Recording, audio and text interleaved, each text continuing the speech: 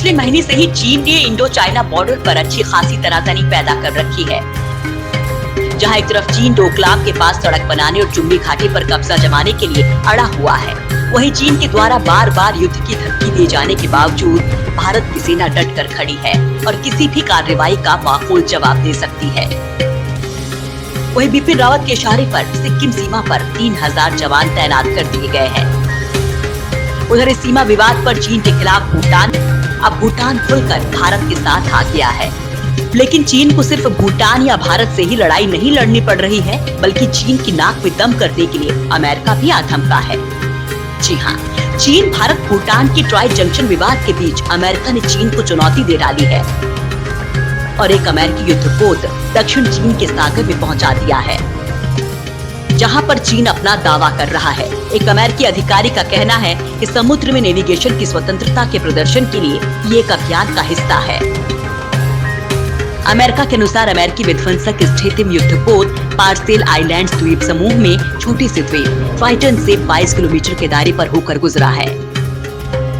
अब अमेरिका के इस अभियान से चीन भड़क सकता है। डोनाल्ड ट्रंप के राष्ट्रपति कार्यकाल में अमेरिका दूसरा कदम है।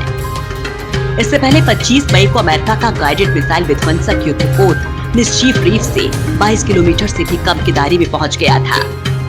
तब भी अमेरिका और चीन एक दूसरे के आमने सामने आ गए थे और अब अमेरिका द्वारा फिर से ऐसा किया जाना चीन अमेरिका के एक और विवाद को जन्म दे सकता है। आपको बता दें कि चीन दक्षिण चीन सागर के ज्यादातर क्षेत्रों पर अपना दावा करता है। साथ ही ब्रुनेई, मलेशिया, फिलीपींस, ताइवान और वियतनाम भी इस पर अपना अधिकार जताते हैं।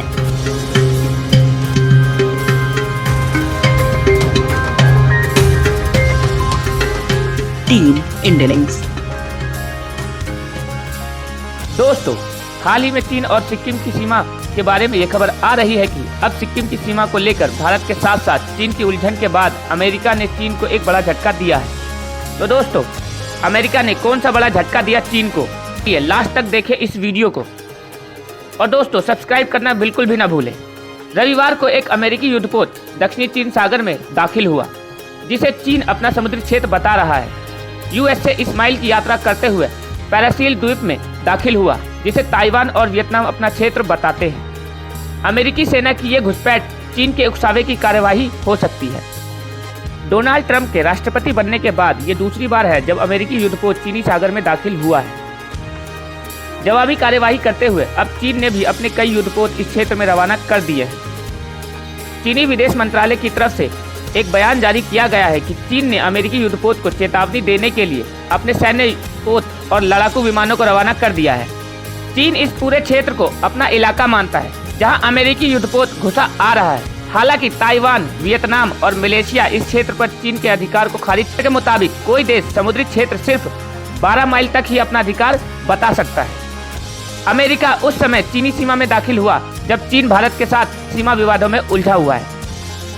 गौरतलब है कि सन 1962 के बाद पहली बार ऐसा हुआ है कि इतने लंबे समय तक दोनों देशों के बीच तनावी गतिरोध बना हुआ है। डोनाल्ड ट्रंप पहले ही ये जाहिर कर चुके हैं कि हर स्थिति में वे भारत के साथ है। शायद ये उसी नीति का हिस्सा है।